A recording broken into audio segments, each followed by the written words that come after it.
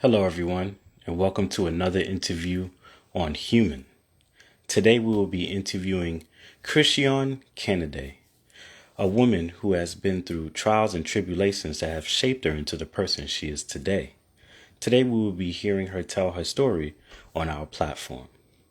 Give us just a second as we bring her on.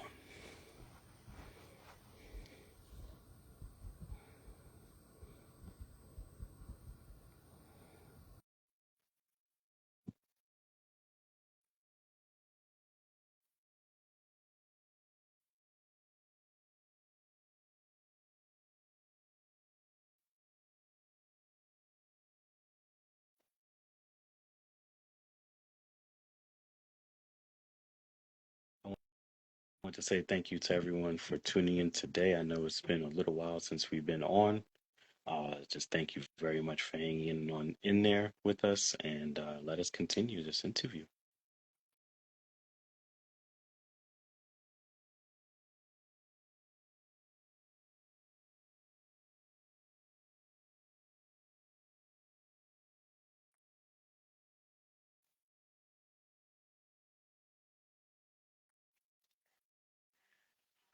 Oh, Hey, okay. hey, how you doing? How We are you doing? here. We've finally made Oh, it. man. So, I don't really know about social media. I'm not really a social media person. So. understand. There's no issue with that. I'm happy that we were able to establish a connection for sure, and continue moving forward with this interview. So, without further ado, please introduce yourself to the audience, for those who will be watching now and also at a later time. Okay. My name is Crishion Canaday. I'm originally from Kansas City, Missouri, but I now live in Benton, Virginia. Okay, okay. So, what was it like being raised in Kansas City? What was like being raised? Well, I say it wasn't bad and stuff, but every place has their little bad moments and violence and crime and stuff like that or whatever. Hmm. So So, how would you say that you navigated those times where you felt like you may have encountered such incidences or problems that may have arise when you was younger at the time? I said at the time, younger and stuff, I really didn't know really how to process my emotions and stuff like that. So a lot of stuff I just not really said anything. Mm. Hmm. Hmm. Would you say at that time, because I did read in your bio, I thought this was really interesting, that you were a rebellious kid. So, Yeah. would you say your rebellion was at play at that time? And if it was, what did that rebellion look like? Um, just not listening, suspended from school, fighting, um, running away from home.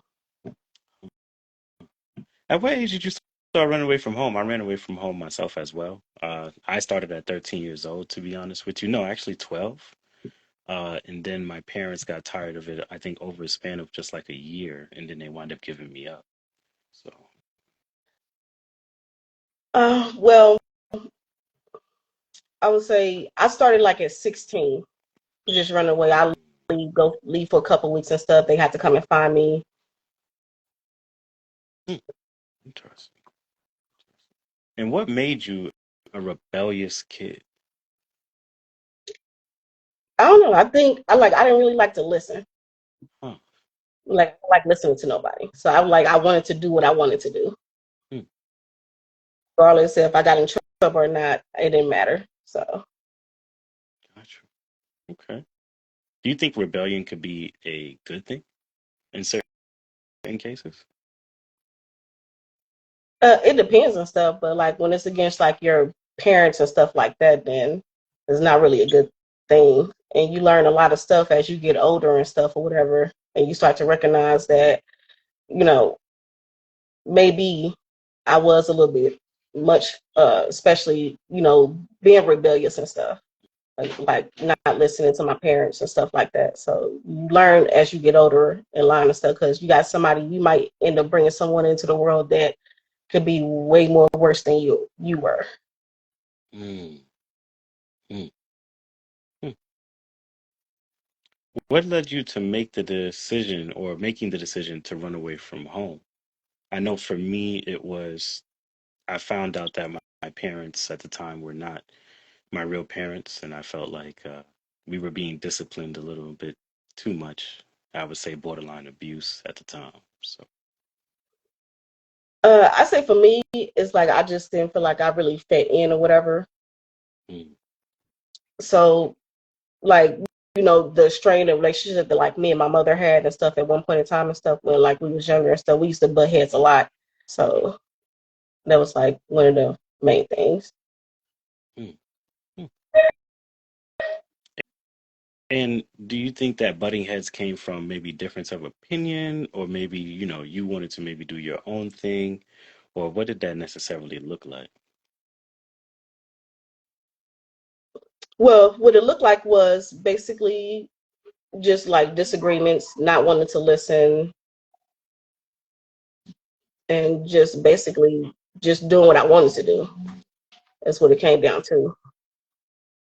And for the kids out there that are in the process of doing what they want to do, what would be your advice to them as both a mother and someone who has experienced that as well within their own life?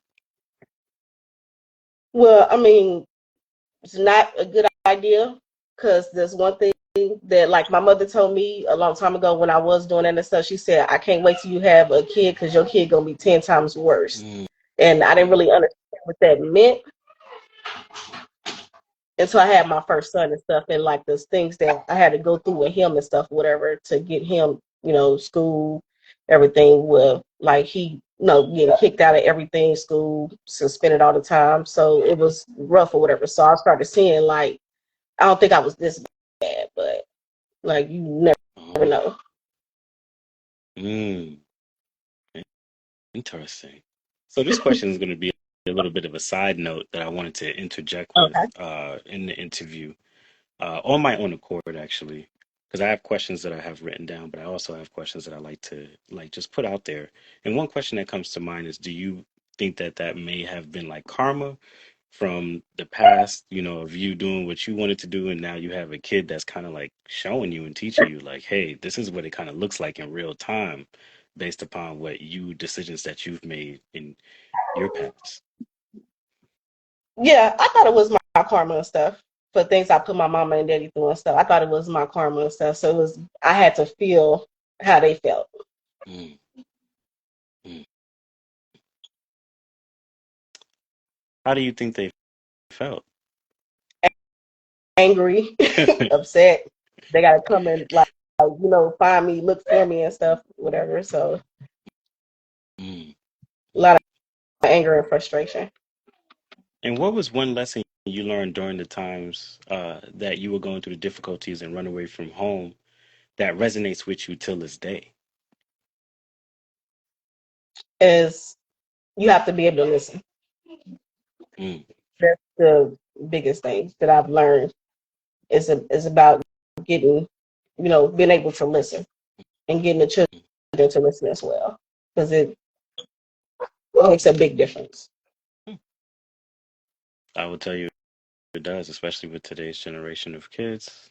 Listening does not seem to be an art that I think a lot of young kids possess nowadays. I feel like back in the day we had I don't know, it's just different. Actually, that's another good question. What do you think is the difference between this generation and the previous generation regarding parenthood and how, I guess, people go about raising their children and the respect that's possibly shown um, from how it is now to how it was back then? Well, back then and stuff, there was more respect. There was more values, like you respected your elders and stuff like that. Now today and whatever, like there's no respect and stuff for like kids and stuff that's coming up. They don't have respect for their elders. They don't really have respect for anything. Mm. And how was the first experience, leaning into more of, because I did read that you became a mother at a young age. Am I correct? I don't want to be wrong with Yeah, that. 21. So how was the first experience of becoming a mother for you? Like, what was that like? It was hard. Like I really didn't really understand motherhood and stuff until I had to really grasp that I have like, some I'm responsible for this person. But it was hard. It's very challenging and stuff, especially like if you're raising boys and stuff, it's very challenging. Mm, Because it's like a lot of, authority pulling, like you like struggle for authority and stuff like that or whatever. mm. And why do you think that is? So this is a twofold question, but I'll just break it into two parts. So why do you think it's a struggle regarding being a single mother and raising boys without a male figure, I guess, within the household? Because boys, they actually they respond different to women than they do men. Because women Mm, we're soft spoken, so men they have more bass in their voice, so they respond different to men. So if you don't have the right male figure in their life and stuff, whatever, I mean, it can really make it cause a lot of problems and stuff, and the kid can act out and stuff because they don't have a father around, or you know, mm, excuse me. mm. So, And another question that I have is why do you think it's important? Like you grew up in a two-parent household, I'm yeah. assuming. Mhm.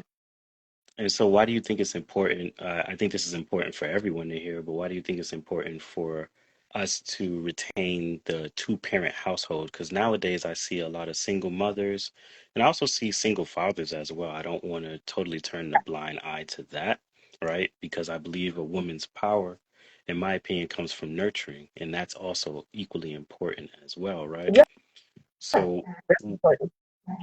thank you. Why do you think that it's important that a two-person household is in existence in that play? Well, I'm sorry. What would be important and stuff is that being that the father is in the household and stuff, then he can teach the boy, uh, you know, responsibilities and stuff of being a man and stuff. Because women, we can't raise men. Mm, So having a father and parents in two households and stuff, you have to have one, as the head and one as basically the backup everything that the person says and stuff to follow through when you giving orders and stuff like that. If it's just you and stuff, then it's a little difficult because you have to really get the kid to listen. mm, hmm, hmm. And to slightly bring the interview into a different direction, back to the motherhood aspect of things, I want to revisit, you know, what it was like for you to bring life into this world. What is that feeling like, to bring life into this world? I know that's a beautiful feeling. I know it's also pretty painful, to be honest with you, from what I've seen. But yeah, can you please give us insight to that as well? Yeah. You said what is it Mhm. like? Yes. It's an amazing feeling, but it's also a scary feeling too. Especially like when you're a new mother, it is scary, especially if you're doing it by yourself. It gets a little scary because you got to figure out like you know, being as like be able to keep a roof over their head, food, everything that they need and stuff that you have to be able to provide that for them. So just knowing that is, it's a lot of responsibility. Mm. And the pressure of that responsibility, I think, is something that's not spoken about enough. But Right. how would you necessarily put that into words if you could? Put it into words as Like the pressure that you feel from that responsibility of you having to take care of a kid that you know that you'll be responsible for almost in a singular fashion.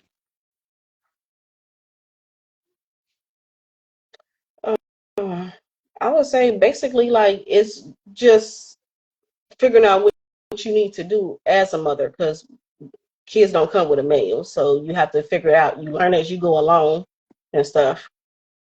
And you learn more, you get more wiser and stuff. So you know what mistakes not to make. You know what things to do, so that way you don't have to worry about stressing too much. Hmm. I'm hoping to be a father with a two-parent household, of course. I'm not I'm not trying to parent the kid by myself. But I do want several kids, and I do understand the importance of uh, just preparing for what I think is the unknown. I know it's hard to prepare for that, but what I mean by that is being like open-minded to the fact that this is life that you've brought into this world that is their own individual, and letting Yeah. them grow into who they are on their own, right? And Yes. at the same time trying to guide that as well without taking away too much of who they are, right? Or squandering it or suppressing it in the process. So Yes. Very much so. when you found out that the father wasn't going to be in the first child's life, what was the initial feeling of that? Like, how did you deal with that while still, knowing that, hey, I have to handle this responsibility? I think when he basically kind of like just up and disappeared out the blue, whatever, I kind of already knew like, okay, so this is what I'm dealing with. This is what I'm gonna have to deal with. I just, you know, do, do the best I can. Mm, mm. I respect you for that, by the way. I just wanted to pause and say that. Thank I you. don't think enough recognition is given to single parents altogether, right? Like I said before, acknowledging the single fathers alongside of also the single mothers as well, Yeah. you know? Yeah. So the next question I have is I read in your bio, this is going to take a little bit of a turn here, but I also want to go in sequential order as to how the bio was presented. And say, I read in your bio that a traumatic experience changed the trajectory of your life. Would you be as kindly as to tell us what that incident was? I don't know exactly how to segue into that without it, being like a hard hit. So I would like you to take control of that and to share with us that story. Okay. In June 2009, I was a victim of rape, and the gentleman that did it at the time, um, I don't know if he said something to the detectives and stuff, but they came to me and basically told me like, "Hey, we think that you should get out of town." And naturally, I was supposed to go to with a relative, so I told him I had a sister in Virginia. I mean, no, in Arizona. I'm sorry, not in Virginia, in Arizona. But my sister, she lived in Virginia because they wanted me to go somewhere where I have a relatives at. So I asked my sister, it's like, hey, I just need you to do me this one favor. When the people call you, tell them that you live in Arizona, and which is my sister. She don't really like lying and stuff or whatever, but she did it and stuff. So they basically, uh, sorry, got notifications popped up. So basically, they went ahead sent me to Arizona. From there, I went from the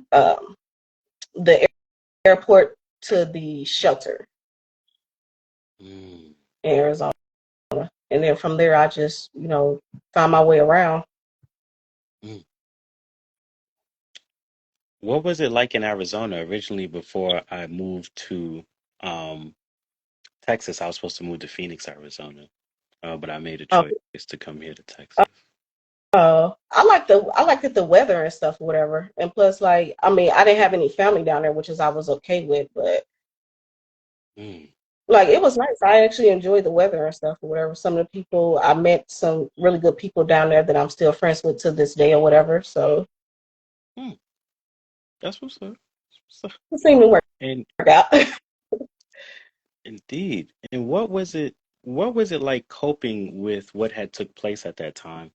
I know that it's difficult to navigate that type of situation. But how did you overcome that? Despite it probably taking some time, I think that this answer could definitely help other people who may have gone through similar situations or are going through similar situations. I would say basically go get the help that you need and stuff, because because like I started getting paranoid at one point where like if somebody walked behind me I'd duck or whatever Mm, and stuff. So it was like something I had to work through and stuff or whatever. But like going to counseling and learning coping skills, because that's one thing I learned that I didn't really have is coping skills.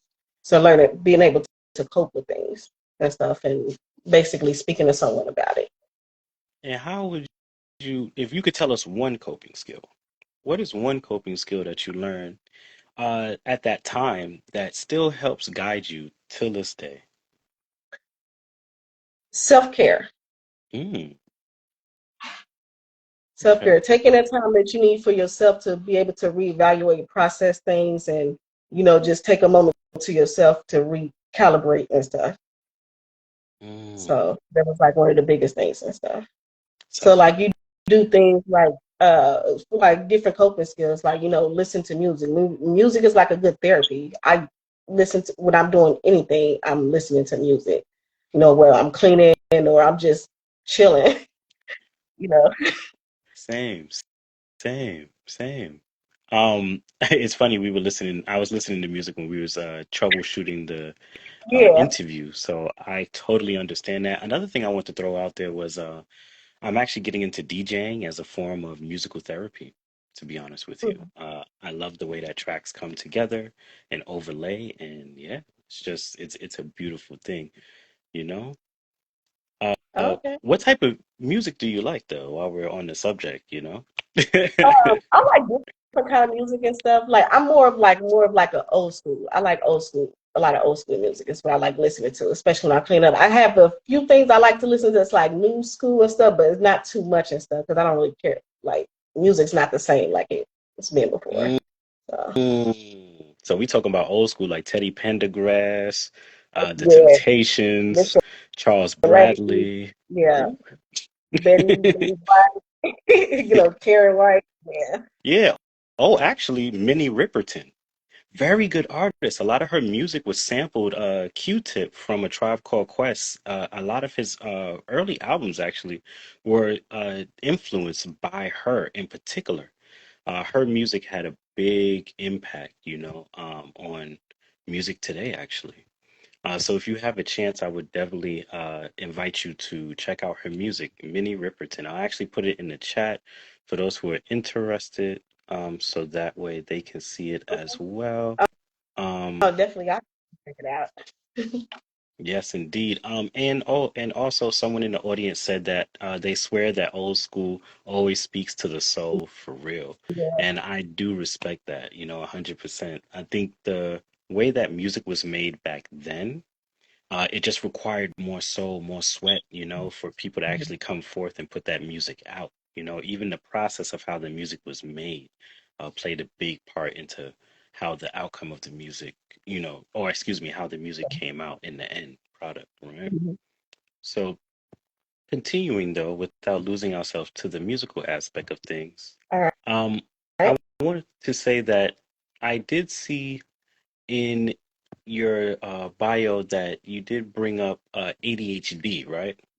And Mhm. its effects. I have ADHD, believe it or not. I just know that I really love doing what I'm doing now.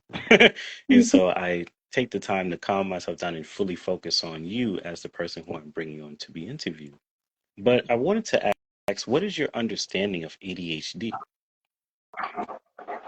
My understanding is a hyperactive, disorder. So the kids is like, some kids, ladies, they're like hyperactive. They don't never sit still. They like constantly going like into everything, doing everything and stuff, whatever. Hmm. And do you think that ADHD, do you truly think it's a disorder? I believe it is. Hmm. But like you have to find like an outlet and stuff with like a hyperactive kid and stuff. Like a hyperactive kid, you can't keep him indoors, or you got to be able to let him go out and run that energy out. Hmm. So I'm going to sit here and actually try this different approach. So my Okay. understanding of ADHD is that ADHD came about maybe from the no, from my understanding of it, it's like the late 80s, right? And somebody just wrote in the comment section that they think it's a superpower. I think it's a form of hyperintelligence. And if you train it the correct way, right? And that's why some places where I go to work, people are afraid of me because I pick up things at a drop of a hat and I'm able to re-implement and reintegrate those things almost immediately, And so, like the person said within the comment section, I do believe that ADHD is a superpower. It's just how do you focus that, right? Mm. Now, it does come with the fault of, I feel like sometimes if I'm trying to get one task done, that another task may come up as a like a subtask, and then Mm. I start doing that too. So I Yeah. could kind of lose a little focus there. But overall, um, I think that ADHD was titled this a disorder because it was like the next phase for human evolution if trained correctly, right? Correct. Yeah. Mhm. So, but moving forward, what is oppositional defiance disorder? That's ODD. That means like they're gonna basically kind of do like the opposite of what you're saying do. So you might say, "Oh, don't do this," and they're gonna do it anyway. So what it was put to me is like with that and stuff, they can break, get in a lot of trouble, break a lot of laws and stuff, commit crimes and stuff, whatever, because it's like the opposite of what you're not supposed to be doing. Mm. And what does it look like for that? I mean, obviously you're explaining it that way, but can you like give us like a, I guess, an example of a way that you've either encountered that with yourself or encountered that maybe with your children? Well, with my oldest son, he was diagnosed with ADHD, ODD, and a mood disorder. So ODD. So if you say, "Hey, like, don't get in trouble at school," and they're calling within 2 hours of him getting there, like, you gotta come and get him. It's Mm. like, Mm.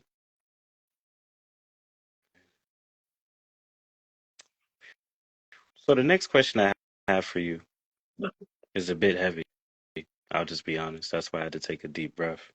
Uh, and when I read your bio, just to be honest with you, I really felt it, you know. I was, yeah. And to a degree, I don't even know how to ask the question, to be honest with you, but I'll still go ahead and do it. Um, mhm. when you when you lost when you lost your daughter, what was the grieving process like for you? Like, how did that impact you? And in some way, did it shape you into the person that you are today as well? I said it did shake me because I had to. That's one thing I had to heal from. Like when I lost my daughter, it was like a part of me died. Part of me like was gone too or whatever. So it's hard to try to grieve when you have another kid that you have to take care of. So I didn't really do like a really grieving process and stuff until I got a little bit older and I started going to counseling and stuff. That's when I realized I really needed to heal because you can slip into depression and stuff and not even realize that you're actually in it. Mm, mm, So it was basically trying to, just healing that part of me and stuff that like for something that like, I lost that was, that's my little girl. So mm. Thank you for taking the time to share that with us. I really do appreciate that. And what is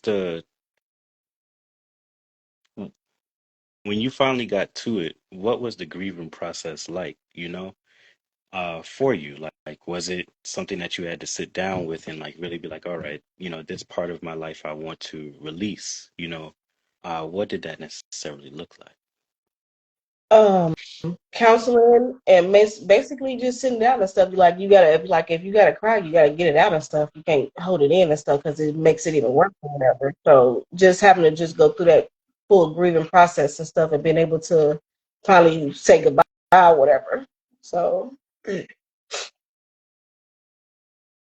which was the hardest thing and stuff. And then like losing sleep because I developed insomnia because after she passed and stuff, like her heart rate jumped to 188, then she flatlined. So Mm, I had to, sit my son down and tell him, explain what difference between life and death is at an early age. Sorry.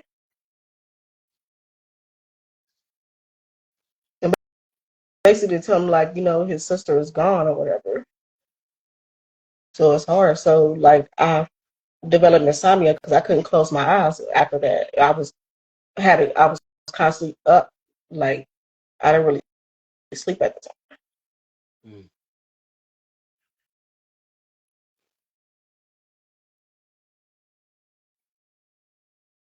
How does uh how does how do you think loss impacted your son?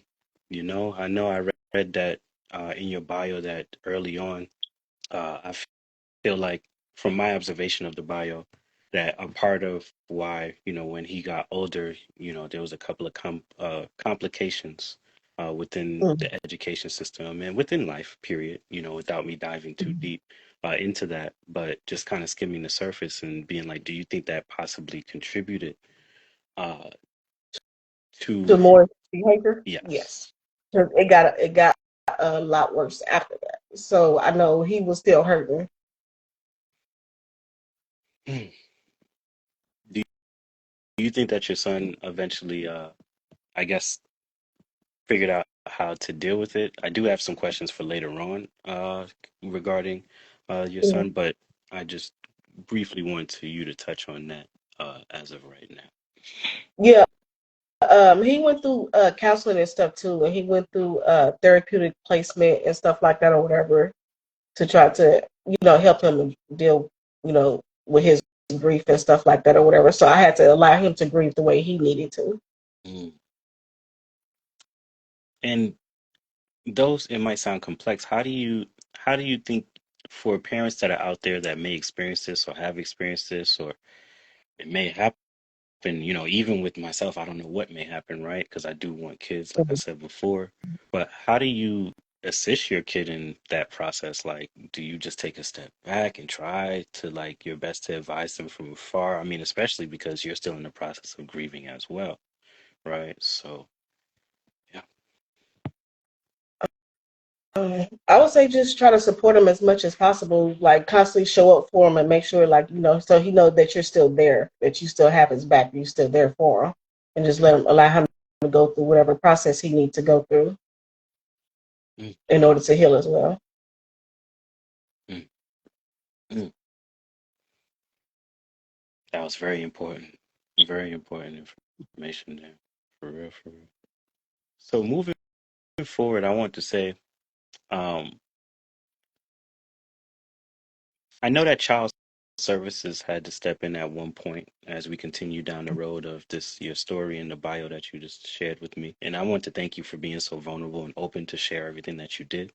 Um, but the question I have next is, what is the difficult, was it difficult letting child services step in, especially after I did read that he had an incident that happened? And if you would like to enlighten us to that incident on your own accord, I don't feel necessarily comfortable bringing that up. I prefer for you to do that. Okay. Well, after getting him, clinical help and stuff like that, the like as much help as I could possibly give him, there was an incident where he did stab a little boy, and I was evicted. I had 3 days to move. It's hard to move in 3 days, so I had to find another place and stuff. And if I explained my situation to the apartment manager and stuff, and she was like, well, that's going to be kind of hard because he's going to be considered a liability. So that was when I had to actually really think about the bigger picture and stuff and what I actually wanted for him.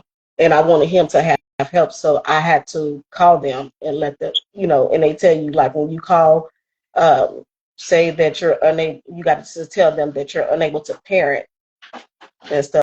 So I had to say that in order for them to step in and give him the help that he actually really needed. Mm. So it was voluntarily. I gave him to CPS and stuff because he needed help and we CP, needed help. Yeah. Child Protective Services, am I correct? Yeah, it's different in Arizona's DCS and Department of Child Safety in Arizona. In New York, it's ACS, Adoptive Children's Services. Mhm. Mm. Mm. What was it like? The hardest thing that you ever have to do as a mother is to call them and say, "Hey, I need help. I'm unable to parent him because if I can't if I can't work or anything like that and stuff, it's hard to take care of a kid if you have to constantly quit your job. Mm, mm. And just one last question, like about this particular part. When you was on Mhm. the phone and you was speaking to them, and they asked you, "Hey, you need to say this," and when you said it, like in that moment, like how did you feel in that moment? I know it was difficult as a whole, but in that particular moment, what was the feeling? I say in that moment, I say I was, a little sad or whatever. I was sad and stuff, but at the same time, I knew that I had to. That was a choice that I definitely had to make if I wanted to for him to get better. Mm, mm, Like I didn't have a lot of support. Like I didn't have a lot of help or whatever. It was just me. So if you in need of help and stuff, you should be able to say, "Hey, I need help with this. This is getting out of control." If you don't do it, because sometimes you got to catch it when it's young and stuff. So that way, when they get older, they go through that phase. mm, And that's like it's a process. It is a process. This wasn't a year or two. No, this was a span of like 8 years that we were going through stuff or whatever. So I guess like when he got about 16, 17 is where he really started to calm down and actually listen and stuff or whatever. mm. Lovely. I like that. That's a great turning point. So let's discuss that, Don't want to Mm-hmm. focus on just the bad aspects of things, but let's focus on the Yeah, good aspects of life. So when did that turnaround start? When was that point? When did you I start think to notice that, you know what, this is going to be, my son is moving on to greater things? I would say that will be 2021 is where I really noticed the shift in his behavior and the way so when I said something, he actually was able to pay attention and grasp what I was saying. So it's not like a power struggle, no arguing and, back and forth or whatever. So I think that's when it really kind of start turning around and stuff like that or whatever. And he's doing amazing now and stuff with it. I'm very proud of him because he proved a lot of people wrong. Yes, Yeah. yes, indeed. Yes, indeed. Hey, man, you got to give credit where credit is due, So, you know? I mean, we all have I think, not all necessarily, but I mhm, think a good portion of us out there have that story, right? Where we were younger, we didn't know how to navigate certain things. I mean, people didn't think I was going to get out the street when I was homeless for 15 years, you know, for a second. I mean, people always believe that I can be something great, but sometimes they couldn't see that light at the end of the tunnel, mhm. So, and look at us now. Here we are, all right? Yeah. So, Hmm. In your opinion, what is your definition, though? Side note, what is your definition of anxiety, right? Like, I think that I did read in the bio as well that there was a struggle with anxiety. I forgot whether it was with either you or the kids necessarily, so I don't want to pin that on the wrong place or pin that in the wrong place. But yeah, let me know what you think also about anxiety. I think I have an interesting perspective on well, that too. anxiety. I had anxiety, so it's like I'm agitated. I'm angry. Like it's just mood swing. It's like it's up and down, up and down, up and down. It's like trying to find that balance and stuff when you Mm, like constantly when you get into like your anxiety and stuff. It's like trying to find that balance to where you're calm, you're okay, instead of like one thing could trigger something that's be very, very small and it can trigger you and stuff. And that's what things and like in learning what your triggers are. So mm, sometimes it's about changing like, the places, peoples and things and that you're around. I like that. Actually, that leads to my point about anxiety. So one day I was living in Orlando. I'm not going to speak the sake of this person's name, for privacy matters. But I was somewhere and I was speaking with somebody, and I noticed that my anxiety started to skyrocket. I was very good at composing myself, so you couldn't see it on the outer rim. So I just shook the person's hand, kind of kept it moving. But I started analyzing what anxiety was, right? And in certain stages, I felt like anxiety. Are you still there? All right, give us 1 second. The interview has Okay. frozen. There we go. Okay, Okay. great, great, great. So I started seeing that anxiety, right, in my opinion, was like a radar system for people that you're not really in alignment with. Yeah. Because when I'm around people that really fit me or really get me, there's no anxiety there. We're just hanging out, relaxing. I don't have no issues. But I think those who I'm not spiritually aligned with, right, there's anxiety there. And I'm not saying that there's not a medical cause like what they're saying. I just happen to try to look deeper into things, over time, right? And that's one of the things that I think I've came to a conclusion of for myself, the understanding of what anxiety means to me. And that's why I love when you said like it does impact who you decide to put yourself around, right? Hmm. I think plays a big part in that anxiety. And someone did say in the comment section, I'll say it out loud, that exactly energy does not lie for real. And they are telling the truth, Right. right? So I just That's want why they to say. That's why they say if somebody, if you never know how a person feel about you until you tell them no. You tell them no, you definitely will get it, how they feel about you.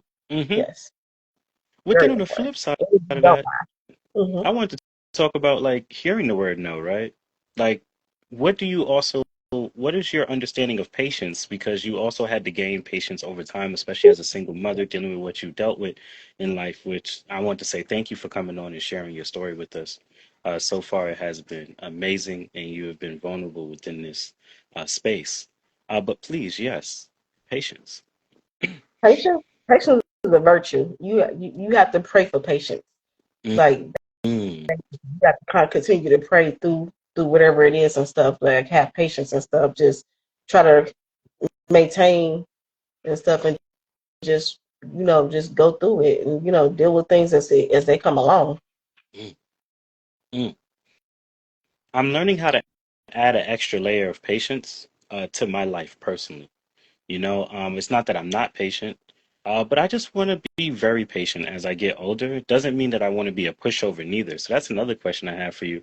What do you think is the line between having boundaries and having patience to where you're not like in a pushover kind of situation? Well, I believe it's like setting those boundaries from the gate. You have to set boundaries and stuff because if you don't have any boundaries, then people will run over you. They feel like they can Mm, do whatever they want to and stuff. But when you start setting them boundaries and stuff, then they really get upset because now you say, mm, "I'm not tolerating this. I'm not tolerating that. You're not gonna do this. Or you're not gonna do that, or whatever." So it's about having those healthy boundaries and stuff that's set in place. That this is the line that you do not cross. what do you think is the right amount of chances to give somebody when you're being patient?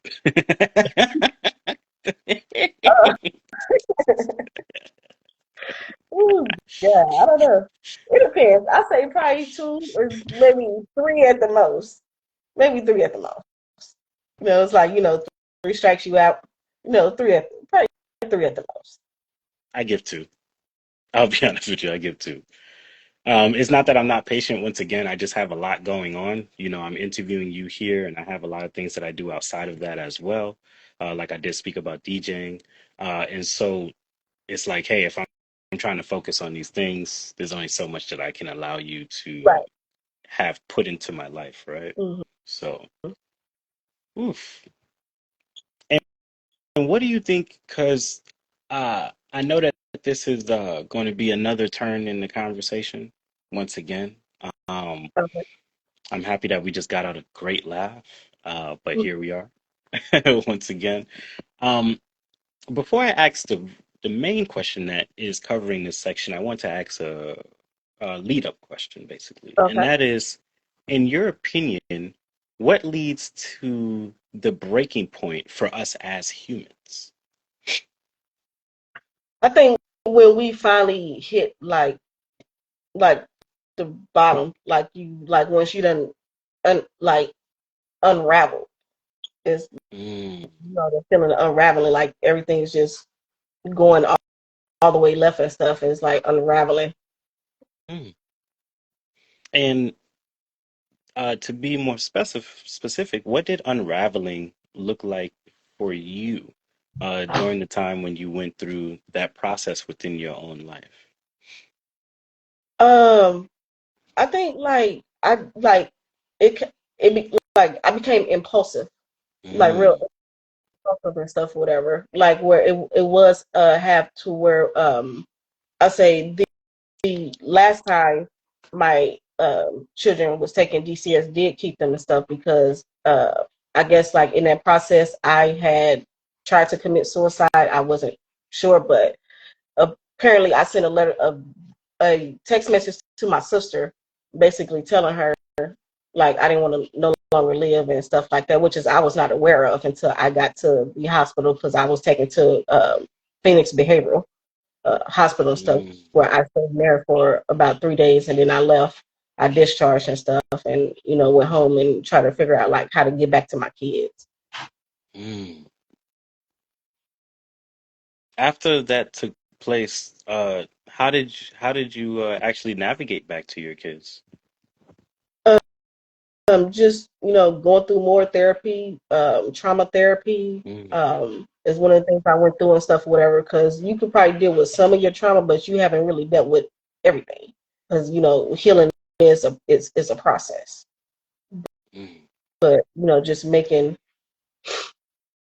basically just, like, making effort and stuff, and and wanting to heal, and going through the healing process. So you're gonna have like you might have some good days, you might have some bad days or whatever. It's being able to address those emotions and stuff when they do come up. Mm. Mm. And for those who don't know, because I know it's new to me, I actually didn't know that form of therapy exists, and I know it sounds self-explanatory. But if you could give us just like your understanding of what that therapy is and how that therapy has impacted you in a positive way. It's basically is talking about what happened and stuff. So they might have like you like in a dark place or something. You talking about like the events and stuff, and and they ask you questions like how did you feel in this event and stuff. It's like going through it all over again. Mm.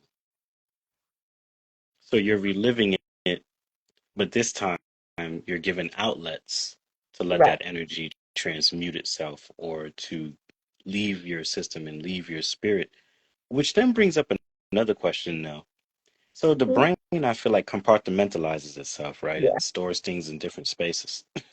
Um, do you think we ever truly heal from trauma, or do we compartmentalize it away so far away that it almost doesn't seem like it's there anymore? You could what's it, departmentalize or decompartmentalize Compartmentalize. or however you say the word. I got And stuff you can and stuff like, but you can only do that so much or whatever. So it's not like a because if you put it in the back of your mind and stuff, but you might have something that'll trigger you, and it'll bring you. you back to something that you remember that doesn't happen or whatever. So I say like being able to work through it and stuff, and being able to get it out your system and stuff, and to just try your best to continue to heal, like healing process. Mm, I love it. Thank you for sharing that. I appreciate that. Thank you for being brave within this interview. I also appreciate that as well. Thank Thank you. you. You're welcome. No problem at all. Um, what is one thing you think kept you alive during that time when you felt like, things were tough, you didn't want to necessarily be here anymore? How would you necessarily describe that thing? Whether it could be God, the universe, like yourself, something deep inside yourself, your kids. Like, But what do you think that I was for think you? like my kids was the one thing because I didn't even realize like what had transpired and stuff because I was out or whatever. I wouldn't even woke, so I didn't even know anything until I got to the place and stuff. When I woke up, that's when they told me and stuff, and it was just like, no, like I've never done it before. So to even hear that, I didn't think that they was for real about it because DCS sometimes they play their little games or whatever. So I'm thinking like, nah, but when my sister told me, was like, no, you sent me a text message, and she basically told me. So I was like, oh crap! Like I didn't realize like how bad it like really how bad it was. But my main goal was like, I got to get back to my kids because I know they didn't grab them. So you have to go Mm. through, parenting classes, all this other stuff or whatever. You do what you gotta do. You fight for your kids if you want Mm, lovely. Love it. Love it. Fighting for your kids. Oof. Yeah. What is that energy like? Because I'm not a father as of yet, and I feel that energy deep inside myself. I just had that conversation with one of my roommates last night, actually, was like, if I had kids, oh man. Stuff I'm willing to do for my kids, or stuff I'll be willing to do for my kids, I will not speak about here for sure. For sure. to. But it's like that's one thing that I really don't play with is when it comes to my kids. That's like a off limits type of Mm, thing. Like I don't care who you are, DCS. I didn't had to go to battle with them and stuff, whatever. So it's basically just showing up. Like you got if it's in you and stuff, then you gonna do it. I don't think it's like a feeling or anything like that. It's just like that's just like you their mother, so they looking at you. mm, mm, mm. And you said DCS is the name, right? Am I correct? Okay. So you talked about fighting against them. So can you elaborate on that a little bit? I know that wasn't in the bio, but I know that it could be, that's one of the situations that I've heard about a lot, like me growing up and then me being older as well, knowing people who've went through these situations with fighting with child institutions, I would call them. So yeah, please let us know. Uh, Well, basically, I say when the everything first started or whatever. So when I first, they said, well, you have to, say this in order for us to step in and help or whatever. So I said that. So when I get to court, they're like, oh, we're not giving you no visitation. You're not getting this. And I went off in the courtroom. I went off on the district attorney. I went off on everybody. My lawyer too. Like, what is you doing? Like, what is they doing? But the judge seen what they were doing and stuff or whatever, but then they have you like where you got to jump through all these hoops and stuff like that or whatever. But at the end of the day and stuff, you can't tell me how to parent Mm, my child. It's not what you're gonna do. I respect that. I also think that there's like a tricky line with that, right? And I'll explain what I mean by that. Is in some situations, like not your situation in particular, but in other situations where kids, let's say, are being abused, right? Mm-hmm. They have to step in and it has to be like a no nonsense step in, right? Like, hey, we can't even Right. take this boot off your neck for a little bit because you're really abusing the kids, you know? So I understand why certain laws are in place to help, right, with kids that may be experiencing that. But then on the flip side of that, I could see like how that also works like against a parent like yourself, right? One that truly does care for their kids that just had a moment, in life and really would love wanted their kids back at that moment. And to see that complexity kind of play out is pretty interesting, especially as like a bystander, I would consider myself in these situations. So. Interesting. So I know that crazy enough, like me and you have some similarities in our stories. Like really that's another reason why I decided to, go ahead and bring you on as well because I too I've been hit by multiple cars actually. I've been in up to 15 car accidents, 5 car to body and 10 car to car. Thank God I'm still here. Each one that I've been through I survived. But nonetheless, I wanted to say when you were hit by a car, did you think that you were going to live? What did that necessarily like? How did that impact you in that moment? Um, I don't know because I didn't even realize I was hit by a car. Like I landed weird because like usually like when you fall, but it was like I landed. So when the people came, the ambulance came and stuff, they were like, hey, people said I went up in the air and came down. So the only thing that really kind of saved me is I landed in the grass, and the doctor said I was very fortunate because I could have hit the car or the pavement, and I could have been dead on impact or a lot worse. Mm. Did you wind up, uh, I know a lot of people when they get hit by cars, they expect like a check for sure. Did you wind up getting paid out the situation? Yeah, I was Oh man. kind of confused on what happened. So I'm like, I was trying to get up, like, the heck? Like, what's going on? Like, they was like, no, sit down, the car hit you or whatever. It happened so fast. I didn't see the car at all. Like, the car Wow. kept moving. So, Damn. Did they ever catch up to the person?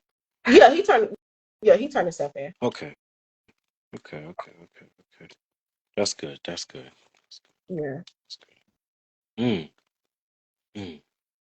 What was the most concerning part about that experience for you? Was it the fact that you didn't even know that it took place? Or like afterwards, like did you feel any pain or anything afterwards? I know the immediate shock of that because I've been hit multiple times, and the adrenaline always covers for me. Well, for me when I got hit, it covered the immediate pain for me for a little while, and then once it died down, I would definitely feel it like the next day or the day afterwards. So. Yeah, my back and my right knee and stuff was like swollen real bad and stuff. So I had to walk with a cane. I had this TLSO brace on, this big old back brace that I had to wear for like 12 weeks and stuff, whatever. Physical therapy. Had to go to physical therapy twice and stuff, whatever. But I mean, you don't never really fully recover from being hit by a car. Like, you really don't. Mm. Hmm. In your opinion, why is that? Like for me, I've been in a lot, so I guess the trauma is almost built into my body. That's why I don't drive. It's because sometimes I have like, even if I'm in the passenger seat and I see a car getting ready to turn into a lane, or you know how a car would not necessarily cut another car off, but they're coming out of like maybe a parking lot and you're driving straight and they have to turn into the lane that you're in. Sometimes I'll flinch, even though I'm not driving, and I know that's a reaction for me being in so many car accidents. So when you say that, I guess you never heal from one, what is your experience with that? Like, there's always going to be some type of internal damages and stuff. Like for me, I have received a burst fracture to my lower back and thoracic spine or whatever. So so one of the bones in my back, like the bones that's along down your back or whatever, one of the bones it broke off on both sides. So there's a wedge right there. Oh, wow.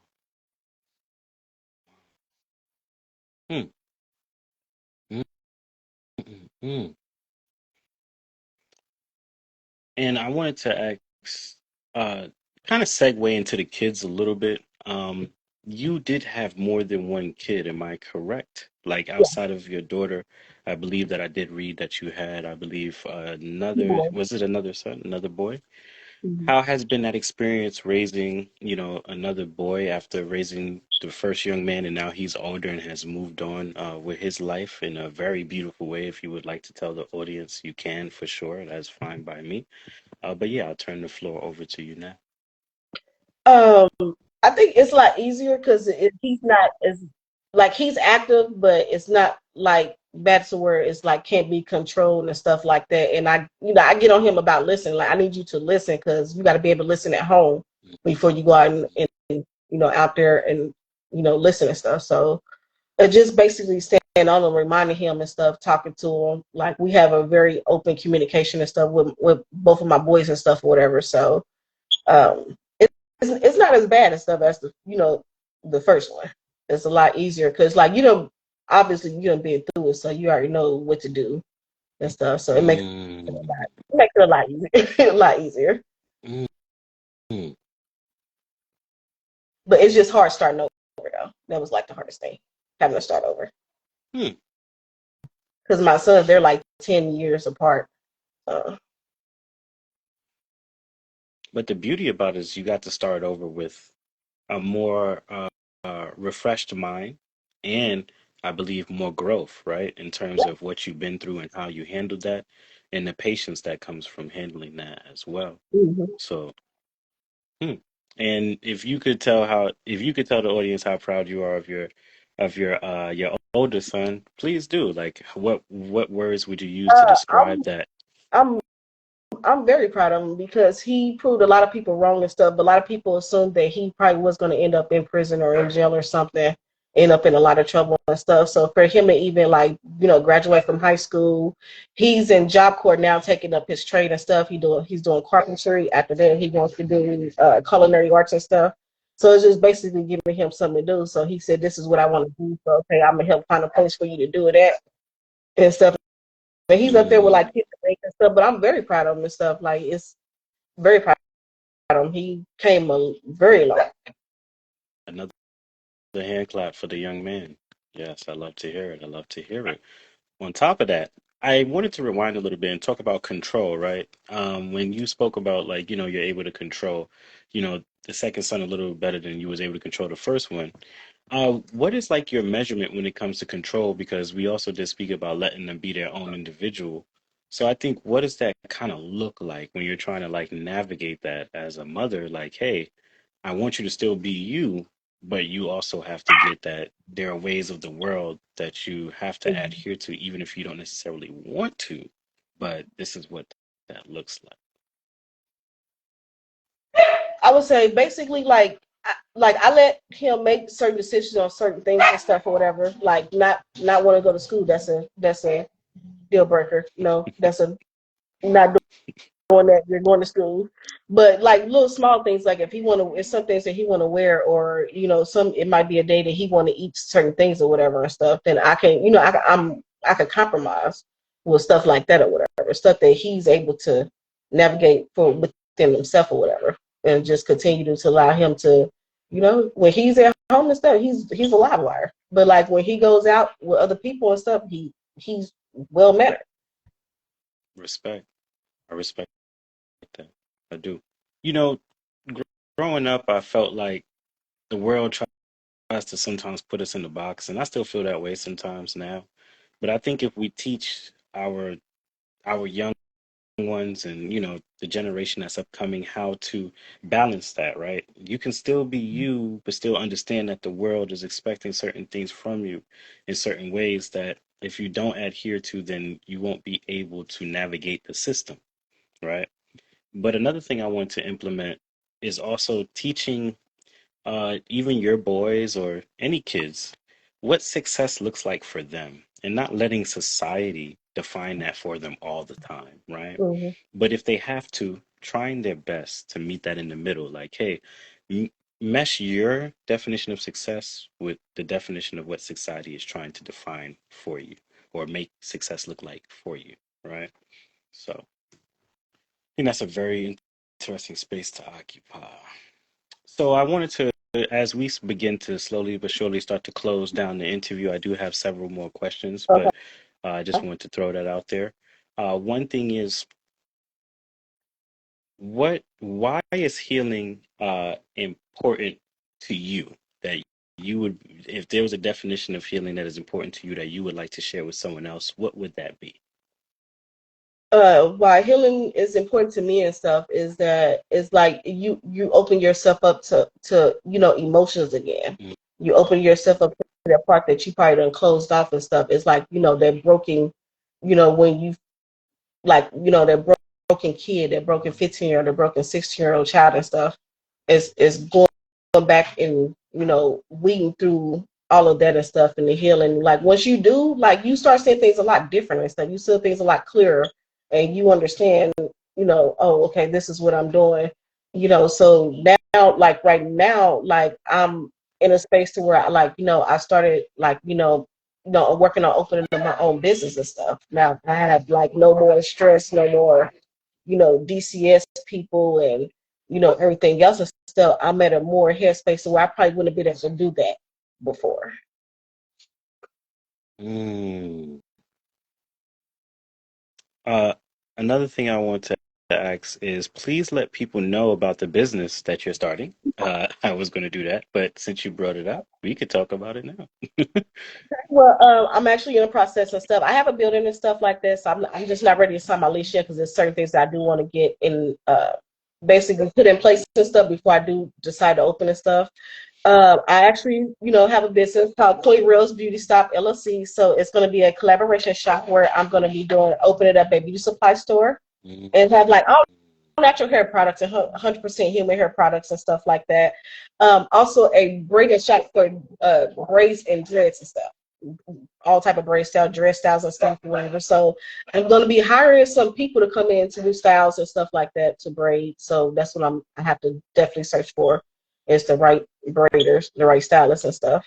So it's still in the process or whatever. So still working on it and stuff. And also, I'm in this business competition program here in this it's a big business competition called the Gauntlet down here in Vincent, Virginia and stuff, which they give you mentors and stuff, and they actually help you launch like your business and stuff. So there's things that they can, they have connections with and stuff in order to do it. So Mm, amazing. Congratulations on that. thank Congratulations. I look forward to speaking to you about that later on, for sure, for sure. But it's not about me. This is about you, right? And so, um, if you could say what healing and growth looks like together, right? How would you describe that, right? In your words. healing and growth, I would say I could sum it down like you finally have peace. Mm, It's peace. It's peaceful. Like mm, that's the biggest thing because when you don't have peace and stuff, it's just constantly chaos and stuff. Like being able to be in a place where you're like peaceful with yourself, peaceful with everything else that's going on around with you is like that's one thing like you don't want disturb at all. mm, It's being mm. basically peace. I agree with you 100%. I don't like my peace disturbed neither, and I have. It took me years to establish it, so I agree with you. Um, and what do you think the best version of you looks like? Is the best version of me is continuing to be the woman that I'm actually starting to become. It's like becoming into my own self, like rediscovering myself again. It's like finally staring yourself in the mirror, like you've been looking for this person. So, Mm, because sometimes very well said.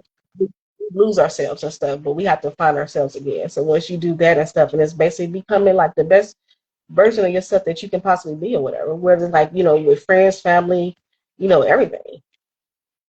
Mm, thank you. Wow, that was amazing. That was amazing. The best version of ourselves. Um, and why is it important to be willing to have a fresh start, in your opinion, for those who may be looking for that in their own lives after you have went through something similar of having a fresh start and honestly regaining your footing and realigning the trajectory of your life, right? So please educate our audience. Well, basically, you just can't be scared. I mean, you either sink or swim. That's basically what it is. Like, if it's something you want to do and stuff, don't be afraid to do it. Like, just do it. Mm, So you sink or swim. mm. That's Oh, how I love. looked at it because, like, when I was in Arizona, like, I didn't really know how to get around, but I had to find things like, to get from point A to point B. So I had to, call the bus company. Hey, I need to get here from here to here. So I did that until I learned the routes and stuff, and it's basically navigate to see what you want or whatever and stuff like that. So I started off like from a shelter to transitional housing to, having my own apartment and stuff like that or whatever. So it's like the process. So you gotta, if you want to do it, do it. Respect. And oh, hey, while we're talking about doing things, you're here, right? You're doing it. And honestly, for real, just thank you for doing this. Even the people in the audience that have been listening to your story and commenting as the interview has taken place was amazing. They themselves find your story to also be amazing. Thank And you. learning a lot within this interview as well. Yeah, Um, I appreciate everybody tuning in. oh, yeah, definitely.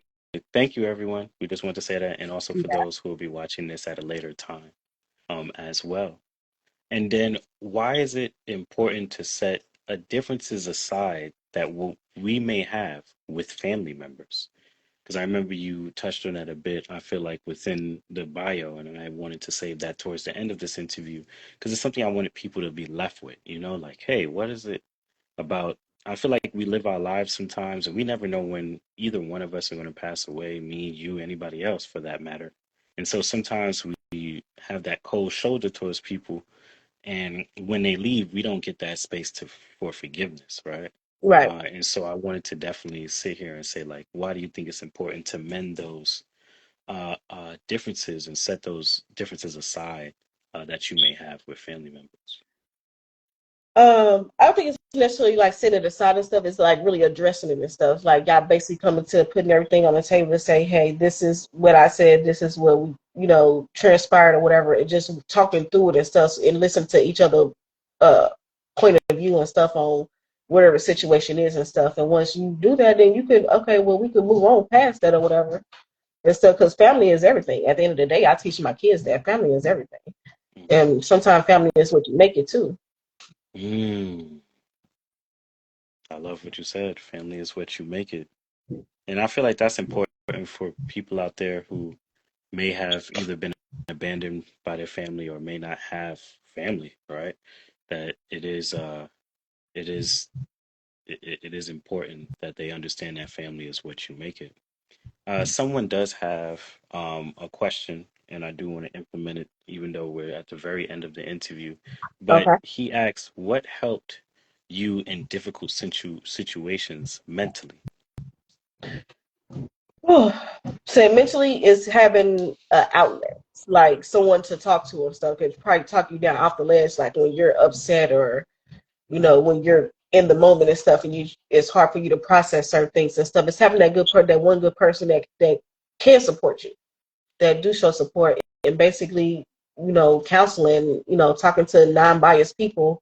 You know, I think that's one of the things that helped me and stuff is having at least one person in my corner, and she was there with me through the whole process. She understood it, and even when I did something that, because I mean, yeah, I sometimes I do blow up or whatever, sometimes when I do get upset or whatever, especially if I'm real passionate about it, I'm definitely am, you're gonna see it. So for Mm, her to be like, you can't do this because they already think you're crazy, so mm. so like you don't want to give them a reason to try to say it. So Yeah, you don't want to give them that seal of approval for sure. Oh man, yeah, you don't want to do that. yeah. Oh man. Wow. Um, that was a very good question. I really did like that question. That was good. That was really good. For the person that put that in there, Lang 82NY, thank you. I appreciate you for integrating that question into the interview. That was really cool. And then without further ado, the last question, as I usually do, is what does being human mean to you?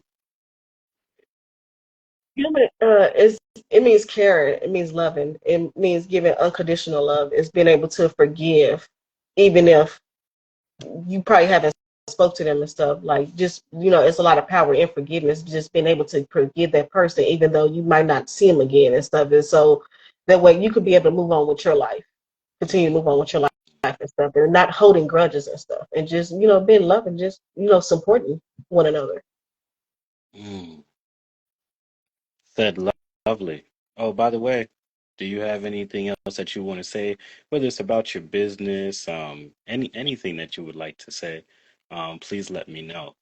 Of course, this is your interview, 100%. And so, yes, let me know. I mean, I think one thing that we all, as people and mothers and parents and stuff, is to constantly support your kid no matter how bad it might get. It's constantly showing up for them, supporting them, loving them through it, and keep pushing them. Mm, mm, I love it.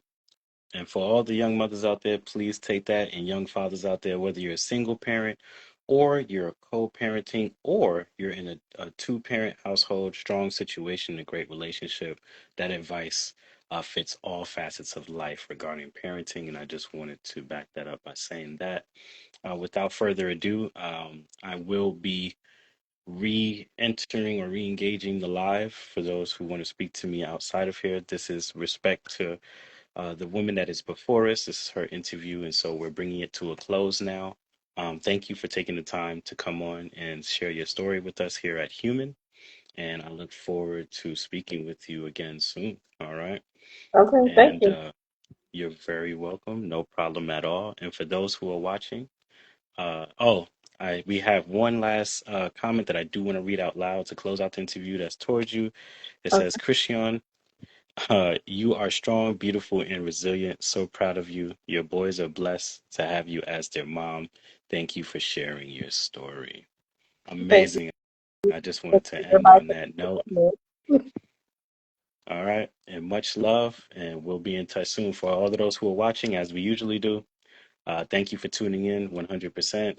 We'll be back every Wednesday moving forward, except next Wednesday. We have something we have to take care of. But outside of that, without further ado, much love. And remember that we are all human. Mhm. All right.